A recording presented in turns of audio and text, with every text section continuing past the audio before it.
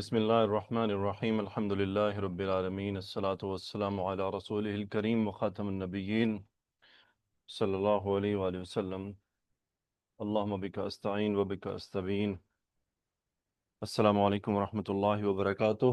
آج انشاءاللہ ہم سورۃ الطور کی آیات 22 سے 28 تک کا اعراب اور اس کی مختصر تشریح، اس پر ہم انشاءاللہ غور کریں گے، اور اللہ سبحانہ و تعالیٰ سے دعا گو ہیں کہ اللہ تعالیٰ ہمیں ان لوگوں میں شامل فرمائے جن کا اللہ سبحانہ و تعالیٰ ان آیات میں تذکرہ فرما رہے ہیں۔ گزشتہ جو درس تھا اس کے اندر آیت تھی والذین آمنوا واتبعتهم ذریتهم بإیمان الحقنا بهم ذریتهم وما التناهم من عملهم من شیء۔ اس آیت مبارکہ کے بارے میں نے آپ سے کہا تھا کہ بظاہر اس میں نظر آ رہا ہے کہ اللہ تعالیٰ فرما رہے ہیں کہ جن کے جو باپ دادا جن کے درجے اوپر ہوں گے اور ان کی اولادیں بھی جنت میں ہوں گی اور اولاد نچلے درجے میں ہوگی، تو اللہ سبحانہ و تعالیٰ اپنی مہربانی سے وہ جو نچلے درجے والے ہیں ان کو اٹھا کر اوپر والے درجوں کے برابر کر دیں گے۔ تو میں نے آپ لوگوں سے وہاں پر بات کی تھی کہ چونکہ مجھے پرانی بات یاد ہے، شاید کسی عالم سے میں نے کنفرم کیا تھا کہ کیا اس کے عکس بھی ہوگا کہ اگر اولاد اوپر ہو اور والدین نچلے درجے میں ہوں تو اس صورت میں کیا ہوگا؟ تو اس صورت میں بھی بظاہر یہی لگتا ہے کہ آیات سے کہ اللہ تعالیٰ والدین کا درجہ بڑھا دیں گے۔ تو میں نے آپ سے کہا تھا کہ میں کسی عالم دین سے کنفرم کروں گا، تو جو مسجد کے ہمارے عالم دین ہیں یہاں پر ان سے میں نے اس کو کنفرم کیا، تو انہوں نے کہا بالکل آیت واضح ہے، یہ تو صرف ایک آیت مبارکہ بتائی گئی ہے، لیکن اس کا مطلب یہی نہیں کہ صرف ایسے ہی ہوگا، مطلب اس کے عکس بھی ہو سکتا ہے کہ اولاد جنت میں گئی، اولاد کے اچھے زیادہ اعمال تھے، زیادہ درجہ بڑا مل گیا، والدین کے کم تھے تو کم درجہ ملا، تو اللہ تعالیٰ اپنی مہربانی سے والدین کے درجے کو بلند کر دیں گے۔ اچھا، جیسے ہی میں نے ان سے یہ پوچھا تو انہوں نے فوراً سے مجھے کہا کہ اللہم اجعلنا منہم۔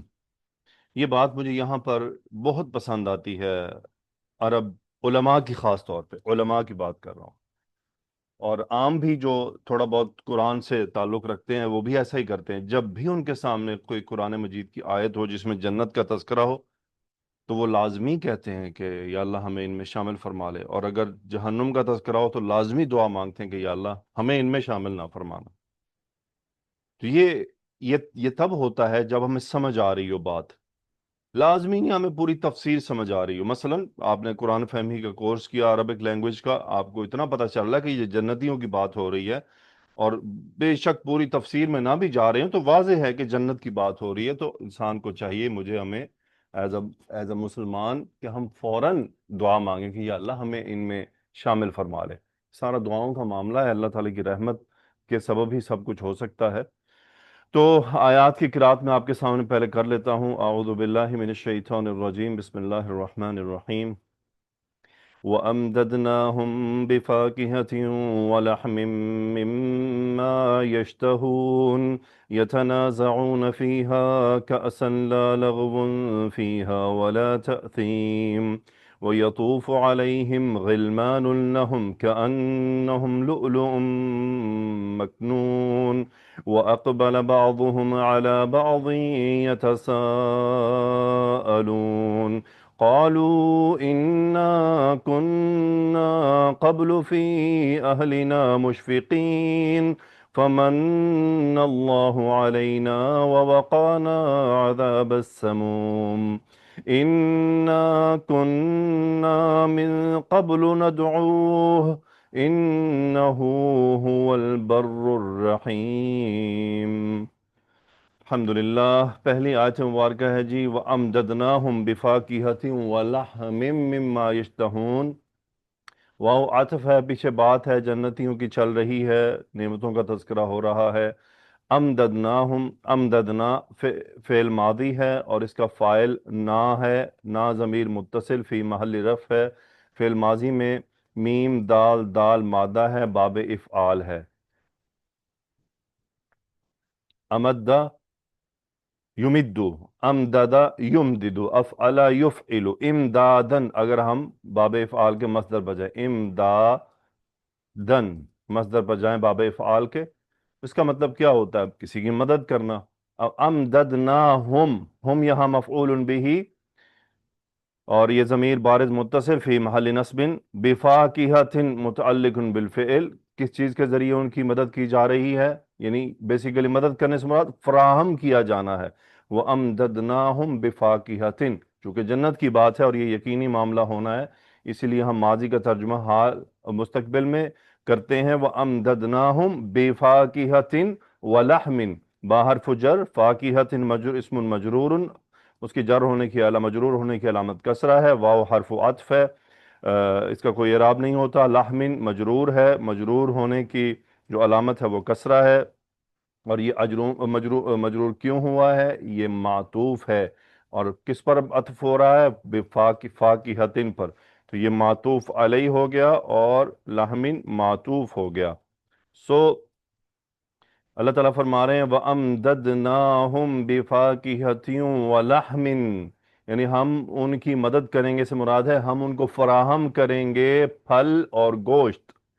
اب یہاں نکیرہ سے مراد یہ نہیں ہے کوئی ایک چیز، یعنی کسی نکیرہ غیر معروف، یہاں بیسیکلی ایک جنس کا تذکرہ ہو رہا ہے کہ بِفَاكِهَةٍ وَلَحْمٍ، یہاں نکیرہ سے مراد ایک تو یہ ہے کہ عظمت بھی اور تاکیدی اسلوب بھی ہے کہ وہاں بہت سے مختلف طرح کے پھل ہوں گے۔ اب پھل مختلف ہوتے ہیں، کوئی ایسا تو نہیں کہ ایک ہی پھل، اگر ایک ہی پھل ہوتا تو اس کا ایک کا تذکرہ آتا، تو مختلف پھل ہیں، گوشت بھی مختلف طرح کے ہیں، اور اس کی آگے وضاحت اس طرح سے آ رہی ہے مما یشتہون، من حرف جر، ما اسم موصول، اور یہ فی محل جر ہو گیا کیونکہ ما من حرف جر آ رہا ہے۔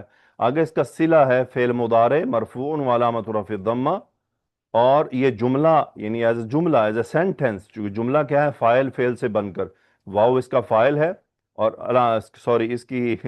اس کی مرفوع ہونے کی علامت ثبوت النون ہے، ثبوت النون ہے، واو یہاں پر فائل ہے، ضمیر بارز متصل فی محل رفع ہے، اور اشتہا یشتہی باب افتعال سے ہے، یعنی خواہش ہونا، شہوت پیدا ہو جانا، خواہش ہو جانا، اشتہا یشتہی۔ سو یہ صلہ ہے ماں کا، اب اس میں موصول کے بعد صلہ ہے، اور صلہ میں ایک ضمیر ہوتی ہے جو لازمی طور پر آنی چاہیے اسم موصول کی طرف، اگر وہ ضمیر موجود نہ ہو تو اس کو محذوف تصور کیا جائے گا، کیونکہ قرینہ سے بات واضح ہے، وہ ضمیر لانے کی ضرورت نہیں تھی کہ مما یشتہون۔ اب وہ کیا ہے؟ وہ یہ دو چیزیں ہیں۔ اب بعض علماء نے گرامر کے اب یہاں تھوڑا سا ڈفرنس آف اوپینین آیا ہے، وہ یہ کہ بعض اس مما یشتہون کو من حرف جر سے لے کے صلہ موصول، یہ اس کو کیا کہتے ہیں کہ جی یہ صفت ہے، جملہ کس کی صفت ہے؟ لحمن کی صفت ہے صرف، یعنی گوشت کے بارے میں یہ بات ہوئی ہے، وَلَحْمٍ مش مما یشتہون، یعنی ہم اللہ سبحانہ وتعالیٰ فرما رہے ہیں کہ ہم ان کو فراہم کریں گے پھل اور گوشت، مما یشتہون، اس میں سے جو بھی وہ چاہیں گے، یعنی جو بھی ان جنتیوں کی جو یہ سب وہ یہ جو واو ضمیر اور امددناہم میں جو ہم ضمیر ہے، یہ کہاں لوٹ رہی ہے؟ پیچھے جو ان المتقین فی جنات وعیون جو آیت آئی تھی۔ تو وہ علماء کہتے ہیں کہ یہ بیسیکلی لحمن کی صفت ہے جمعہ، یعنی مراد یہ ہے کہ پھل اور گوشت جو بھی ان کی طبیعتیں چاہیں گی، جو بھی ان میں خواہش پیدا ہوگی، لیکن بعض علماء نے اس مما یشتہون کو بیسیکلی دونوں کے لیے لیا ہے، یعنی بفاکہۃ ولحم مما یشتہون، یعنی اس کو ان دونوں کی صفت لیا ہے کہ دونوں کے اندر یہ بات شامل ہے کہ جو بھی طرح کے پھل ہوں گے اور جس بھی طرح کے وہ گوشت تو ان کی طبیعت چاہے گی وہ اللہ سبحانہ وتعالیٰ ان کو فراہم کریں گے۔ یتنازعون فیہا کأسا لا لغو فیہا ولا تأثیم، یتنازعون، تنازع یتنازع، اب یہ باب ہے تفاعل، تفاعل یتفاعل، جس میں باہم کوئی چیز، یعنی دو لوگ اس میں مشترک ہوتے ہیں، فاعل آپس میں مشترک ہوتے ہیں۔ یتنازعون باب تفاعل، نون زا اور عین، تنازع یتنازع، اب اس کے اندر جو یہ فعل مضارع ہے اور مضارع کے مرفوع ہونے کی علامت ثبوت النون ہے، واو یہاں پر فاعل ہے، ضمیر بارز متصل فی محل رفع یتنازعون، اصلا اس فعل کا جو مطلب ہے وہ ہے آپس میں تنازع کا شکار ہو جانا، تو یقیناً جنت میں تو کسی قسم کا کوئی تنازع نہیں ہے، یہ بات اگر کسی کو اس میں بھی کوئی شک ہے تو وہ کلیئر کر لیں یہاں سے اب وہی بات ہے کہ جب ہم پوری طرح قرآن مجید کے پھر وہ تفسیر اور اس میں علماء مفسرین کی طرف توجہ نہیں کرتے اور ہم خود ہی کچھ نہ کچھ بن جاتے ہیں، تو اس صورت میں پھر معاملہ گڑبڑ ہو جاتا ہے۔ اصل اس کا مطلب ہے آپس میں تنازع کا شکار ہونا۔ یتنازعون فیہا، یہ فی حرف جر، ہاں ضمیر، یہ جنت کی طرف، جنت کا تذکرہ ہو رہا ہے، فیہا، ہاں یہاں پر ضمیر بارز متصل، فی محل جر مبنی علی السکون، یتنازعون فیہا، یہ متعلق فعل ہو گیا یتنازعون۔ کأسن کیا ہے؟ کأسن یہاں پر مفعول بہی ہے، منصوب ہے، وعلامت نصبہ الفتح ہے۔ اب ترجمہ کیا ہے اس کا؟ یتنازعون فیہا کأسن، کأس کہتے ہیں کسے؟ بیسیکلی عربی میں کپ کے لیے دو لفظ استعمال ہوتے ہیں، ایک ہوتا ہے کأس، آج کل تو خیر اتنا خیال نہیں کیا جاتا، دوسرا ہوتا ہے کوب۔ اگلی صورت میں کوب یعنی اخواب اس کی جمع آ رہا ہے، وہاں آپ کو ہمیں پتہ چلے گا دونوں کا فرق کیا ہے۔ عربی زبان میں کاس اس گلاس کو کہتے ہیں جو شراب سے بھرا ہوا ہو، شراب سے بھرا ہوا ہو، لیکن آج کل کی عربی میں کاس شیشے کے گلاس کو کہا جاتا ہے، لیکن اصلاً قرآن مجید میں جہاں کاس استعمال ہوا ہے تو اس سے مراد ایسا گلاس ہے جو شراب سے بھرا ہوا ہے، اسے کاس کہتے ہیں، اور اگر اس میں شراب نہیں ہے تو اسے کوب کہتے ہیں۔ ہر خالی گلاس کوب کہلاتا ہے۔ سورہ واقعہ میں آ رہا ہے اکواب، وہاں پر کوب کی جمع اکواب استعمال ہوا ہے۔ یتنازعون فیہا کأسن، اب یہاں پر اس کا ترجمہ یا مفہوم یہ ہے، بیسیکلی یتنازعون یہاں یتجاذبون کے میننگ میں ہے، یعنی اٹریکٹ ہو رہے ہوں گے ایک دوسرے کی طرف، ایک دوسرے کو شراب کا گلاس مہیا کرنے کے لیے، ایک دوسرے، یعنی اب اردو میں آپ جب قرآن مجید کھولیں گے تو وہاں ترجمہ ملے گا جھپٹ رہے ہوں گے، یتنازعون فیہا کأسن، وہاں آپس میں یعنی جنت میں، یعنی اس میں آپس میں جھپٹ رہے ہوں گے شراب کے گلاس کو لے کر، شراب کے گلاس کے بارے میں آپس میں جھپٹ رہے ہوں گے۔ یعنی مثلا کوئی آدمی، اب تنازع یا تنازع کا مطلب تو ہوتا ہے اختلاف پیدا ہو جانا، تنازع پیدا ہو جانا، لیکن چونکہ جنت میں کسی بھی قسم کا کوئی گناہ اور کوئی نیگیٹو بات نہیں ہے، تو یہاں وہ یہ ہے کہ جیسے ماشاءاللہ خوشی میں جنتی، وہاں پر اللہ تعالی ہم سب کو اس میں شامل فرمائے، وہاں ایک بڑی پرسکون پرتعیش زندگی ہوگی، وہاں نہ کوئی کسی سے کوئی نفرت کرے گا، نہ کسی کے کوئی خلاف ہوگا، نہ کوئی بغض ہوگا، نہ کوئی وہاں مقابلہ ہوگا، تو وہاں آپس میں بعض علماء نے اس کی تفسیر بھی یوں کی، ایک دوسرے کو پیش کر رہے ہوں گے، جھپٹ رہے ہوں گے کہ تم یہ لے لو اور تم یہ لے لو، یا وہ خود ان شراب کے جو گلاسوں کو حاصل کرنے کے لیے آگے لپک رہے ہوں گے، تو اس طرح ترجمہ کر دیا جاتا ہے لپک رہے ہوں گے، تو یہ اس کا مطلب ہے۔ پھر آگے اللہ سبحانہ وتعالی نے فرمایا لا لغو فیہا، اب یہ لا نفی ہے، اور یہ یہاں پر لا نفی کا اسم جب نکرہ آ جائے، لا لغو، ایک تو یہ تاکیدی نفی ہوتی ہے، یعنی کسی قسم کا کوئی لغو، کوئی برائی نہیں ہوگی، فیہا اس میں، اب یہاں ہاں ضمیر جنت کی طرف جا رہی ہے یا یہ کاس کی طرف جا رہی ہے، لا لغو فیہا ولا تأثیم، اب یہ واو اور یہ لا عطف کا کام کر رہے ہیں، سیم پچھلے جملے کا، بجائے اس کے یوں جملہ لایا جاتا لا لغو فیہا ولا تأثیم فیہا، یہ بیسیکلی عطف کا کام کر رہا ہے لا۔ لغو اسم لا ہے۔ اچھا لا یہاں پر کون سا لا ہے؟ دیکھیں لا جملہ اسمیہ کے ساتھ کس طرح استعمال ہوتا ہے، مثلا ایک آتا ہے لا ریب فیہ، تو اگر یہاں ہوتا لا لغو تو اس کا مطلب ہوتا ہے لا نفی جنس، اور یہ ہے لا لغون، نکرہ اسم آیا ہے، مرفوع اسم ہے، اسم لا ہے، اس لا کو کہتے ہیں کہ یہ لا لیسا کی طرح کام کرتا ہے، یعنی جیسے لیسا ہے یہ اس طرح کا لا ہے، یعنی لا جو لا ریبہ ہے اس میں اس کا اسم لا منصوب ہوتا ہے، اس لا میں اس کی خبر لا منصوب ہوتی ہے، جو کہ یہاں پر نہیں ہے، اس میں شبہ جملہ اس کی خبر ہے، لا لغو فیہا ولا تأثیم، کہ نہ ہی اس میں کوئی برائی ہوگی، ولا تأثیم، اور نہ ہی کوئی گناہ ہوگا۔ اب یہ جملہ لا لغو فیہا کا اسن کے لیے صفت بن رہا ہے، تو کاسن یہاں موصوف بھی ہے، تو یہ صفت بن گیا اس کا۔ اگر یہ جملہ لا لغو فیہا اس کی صفت ہے تو پھر یہ جملہ فی محلی نصب ہے۔ اچھا اب یہاں پر اس سے کیا مراد ہے؟ علماء نے اس کے بارے میں بیان فرمایا کہ دیکھیں اللہ تعالیٰ نے پہلے بیان فرمایا یتنازعون فیہا کأسن، یعنی وہ شراب کے گلاس کو وہاں پر لینے کے لیے لپک رہے ہوں گے. اور چونکہ شراب ایک ایسی چیز ہے دنیا میں جو کہ بری ہے، اور وہ انسان کے اندر اس کے دماغ میں خلل پیدا کرتی ہے، اس کے خیالات میں خلل پیدا کرتی ہے، اس کے جذبات میں خلل پیدا کرتی ہے، اس کی صحت میں خلل پیدا کرتی ہے، بہت ساری برائیوں کی یعنی برائیوں کی ماں ہے. شراب کو برائیوں کی ماں کہا جاتا ہے. اب جب وہ ایسی چیز ہے اور اس کا یہاں تذکرہ کیا گیا تو اس کے فوراً بعد کہا گیا لا لغو فیہا ولا تأثیم، کہ یہ جو گلاس ہوں گے شراب کی، جو شراب وہاں پی جائے گی، اس میں کسی قسم کی بری بات یا گناہ نہیں ہوگا. یعنی وہ شراب جو جنت میں پلائی جائے گی، وہ تمام دنیاوی بیماریوں میں جو شراب میں ہے، وہ وہاں والی شراب ان تمام خرابیوں سے پاک ہوگی.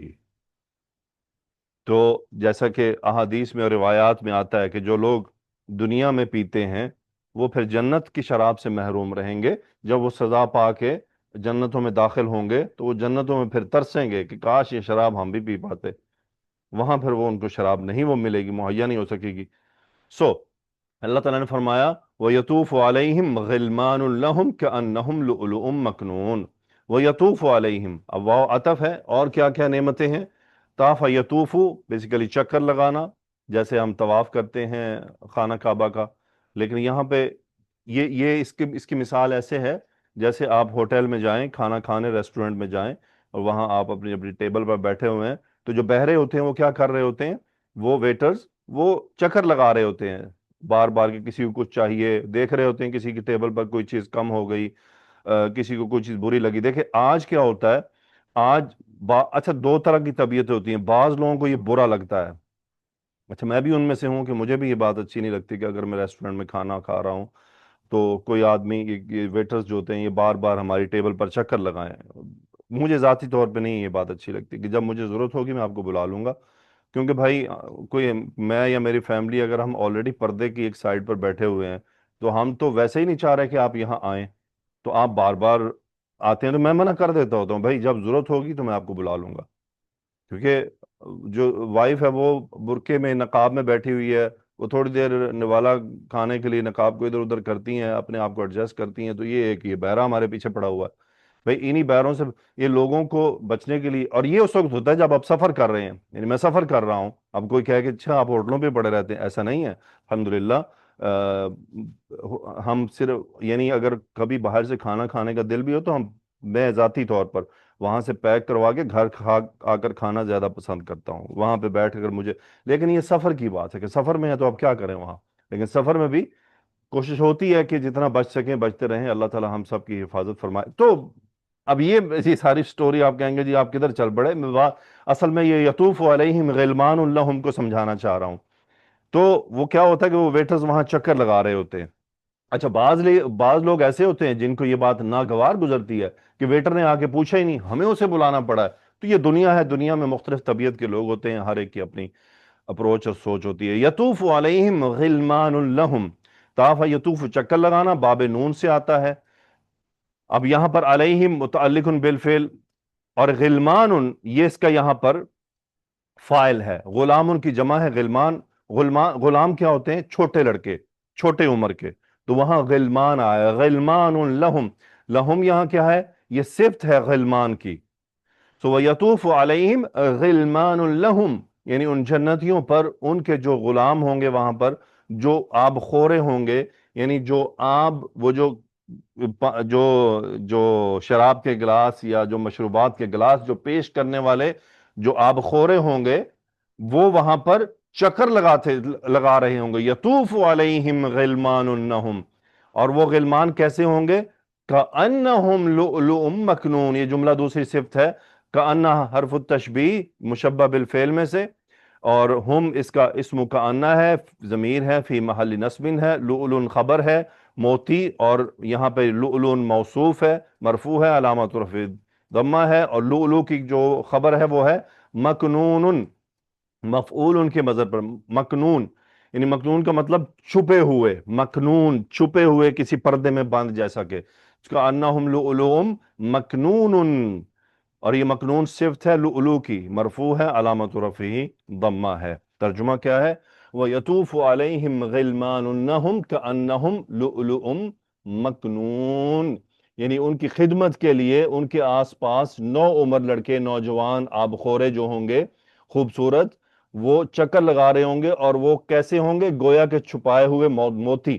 اچھا، آپ جب آیات کا، قرآن مجید کا کو سنتے پڑھتے ہیں اور ہم تھوڑا غور کرتے ہیں، یہ جتنے بھی خدمت گزار ہیں، یعنی جنت میں جو خدمت گزار ہیں، اس میں کوئی بھی مؤنث نہیں ہے، کوئی بھی عورت لڑکی کا تذکرہ نہیں ملے گا آپ کو۔ یہ آج کل دنیا میں بھرمار ہے نا ویٹرس کی، بسوں میں خواتین کو چڑھا دیا، جہازوں میں خواتین کو چڑھا دیا، ہوٹلوں میں خواتین کو، ریسٹورنٹس میں خواتین کو استعمال کیا جا رہا ہے۔ پاکستان میں بھی یہ ٹرینڈ آہستہ آہستہ سننے میں آیا ہے کہ بڑھنے لگا ہے، بڑے ماڈرن لبرل شہروں میں جو پڑھے جان گے سارے پھر۔ تو اللہ تعالیٰ نے قرآن مجید میں کہیں بھی فیمیل کو خدمت گزار نہیں دکھایا۔ لڑکے آئے ہیں، غلمان، تو یہ تھوڑی سی غور کی بات ہے اگر کسی کو سمجھ آ جائے تو۔ اللہ تعالیٰ نے کہیں بھی مؤنث کو جنت میں خدمت گزار کے طور پہ پیش نہیں کیا۔ یا تو عورتیں ہوں گی وہاں، عورتیں خود اپنے شوہروں کے ساتھ ہوں گی، یا پھر اللہ تعالیٰ نے مردوں کو وہاں پر حوریں عطا کی ہیں، وہ بھی اپنے اپنے گھروں میں ہوں گی، وہ بھی اپنے اپنے شوہروں کے ساتھ ہوں گی۔ یہ اللہ سبحانہ و تعالیٰ کی جنت کی عطا کردہ نعمتیں ہیں جو ہم سب کو ملنے والی ہیں۔ تو اللہ تعالیٰ نے دونوں اجناس کے لیے، مردوں کے لیے مردوں کے لحاظ سے، عورتوں کے لیے عورتوں کے لحاظ سے جنت میں انعامات کی تیاری کر رکھی ہے۔ اللہ تعالیٰ مجھے، آپ کو، ہم سب کو اس میں، ان میں شامل ہونے کی توفیق عطا فرمائے۔ پھر اللہ تعالیٰ نے فرمایا وَأَقْبَلَ بَعْضُهُمْ عَلَى بَعْضٍ يَتَسَاءَلُونَ، واو عطف اقبل فعل ماضی، بیسیکلی توجہ کرنا، اقبال افعال کے وزن پر، اقبل یقبل، قاف با لام مادہ، اقبل بعضهم، اب بعضهم اس کا فاعل مرکب اضافی ہے، بعض مرفوع علامت رفع ضمہ، ہم ضمیر بارز متصل فی محل جر مضاف الیہ، ان میں سے بعض پر، علی متعلق بالفعل، علی بعض، واقبل بعضهم علی بعض، یعنی ان میں سے بعض کی طرف متوجہ ہوں گے، کس حال میں؟ یتساءلون، سین حمزہ لام مادہ، تساءل یتساءل، باب تفاعل، پھر وہی آپس میں کوئی چیز، سو یتساءلون، آپس میں سوال کریں گے، فعل مضارع مرفوع علامت رفعہ ثبوت النونی، واو فاعل ضمیر بارز متصل فی محل رفع، پورا جملہ فی محل نصب ہو گیا، چونکہ جملہ یہاں پر یہ حال ہے، کس کا حال ہے؟ وَأَقْبَلَ بَعْضُهُمْ عَلَى بَعْضٍ، یہ انہم کا حال ہے چونکہ جمع کا صیغہ ہے، وَأَقْبَلَ بَعْضُهُمْ عَلَى بَعْضٍ يَتَسَاءَلُونَ، یعنی ان میں سے بعض کے سامنے، بعض کی طرف متوجہ ہوں گے اور آپس میں ایک دوسرے سے سوال کریں گے۔ اب ایک عالم ہیں، وہ فرما رہے تھے کہ دیکھیں اللہ تعالیٰ نے پہلے شراب کا تذکرہ کیا ہے کہ یتنازعون فیہا کأسا لا لغو فیہا ولا تأثیم ویطوف علیہم غلمان لہم کأنہم لؤلؤ مکنون واقبل بعضهم علی بعض یتساءلون، وہ کہتے ہیں کہ گویا کہ آپ آج کا منظر دیکھیں کہ یہ جو لوگ شراب پیتے ہیں، جب وہ شراب پی رہے ہوتے ہیں اور شراب پی کے تھوڑا سا فری ہوتے ہیں تو پھر وہ آپس میں ایک دوسرے کے ساتھ بیٹھتے ہیں اور پھر وہ آپس میں ایک دوسرے سے ذرا پوچھتے ہیں، ہاں جی سناؤ وہ فلاں کیا ہے، وہ فلاں کے معاملات کیا ہیں، تمہارا وہ معاملہ کیسا ہے، پھر وہ ایک دوسرے کے احوال کی طرف متوجہ ہوتے ہیں۔ وہ کہتے ہیں گویا کہ ایسا لگ رہا ہے، اللہ عالم، یہ یعنی ترتیب کچھ اس طرح سے بتا رہی ہے۔ وَأَقْبَلَ بَعْضُهُمْ عَلَى بَعْضٍ يَتَسَاءَلُونَ، قالو، کیا کہیں گے؟ قالو فعل ماضی، واو الجماعہ فاعل، وہ کہیں گے قال یقول باب نون سے، کیا کہیں گے؟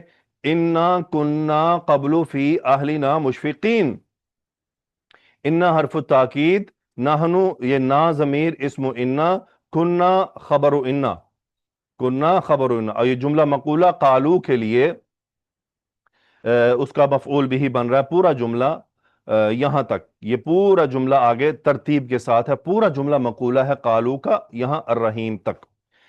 اچھا، اگر ہم اس پر تھوڑا سا غور کریں، انا کننا قبل فی اہلنا مشفقین، اس میں نا ضمیر اسم انا ہے،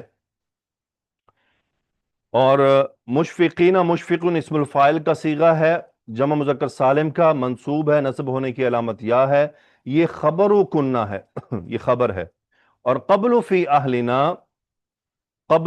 اہلنا یہ متعلق بالخبر ہے، مقدم کیا گیا ہے۔ قبلو آپ کو یہاں پر مضموم مل رہا ہے، اس کے بعد حرف جر ہے، یہ فی اہلنا، اہلنا مرکب اضافی، یہ متعلق خبر ہے دوسری. اچھا، قبلو کے بعد آپ کو کوئی اسم نہیں مل رہا. اصل میں لفظ کیا ہے؟ قبلن. اصل تو لفظ ہے قبلن، لیکن یہاں آپ کو یہ حلقہ مل رہا ہے اور اس کے بعد کوئی مضاف الیہ بھی نہیں ہے. قرآن مجید میں جہاں بھی آپ کو یہ صورتحال ملے تو اس کا جو مضاف الیہ ہے وہ محذوف ہوتا ہے، محذوف ہوتا ہے. لفظاً محذوف ہے، نیتاً موجود ہے. یہ ایک گرامر کی خاص ٹرم ہے کہ کب یعنی لفظاً اور نیتاً دونوں صورت میں محذوف ہوتا ہے. یعنی اگر یہ منون ہوتا، تنوین ہوتی یہاں پر، تو کہا جاتا کہ اس کا مضاف الیہ لفظاً و نیتاً دونوں طرح محذوف ہے. یہاں پر یہ لفظاً محذوف ہے، نیتاً موجود ہے. قالوا انا کننا قبل، یعنی قبل، اب اس سے پہلے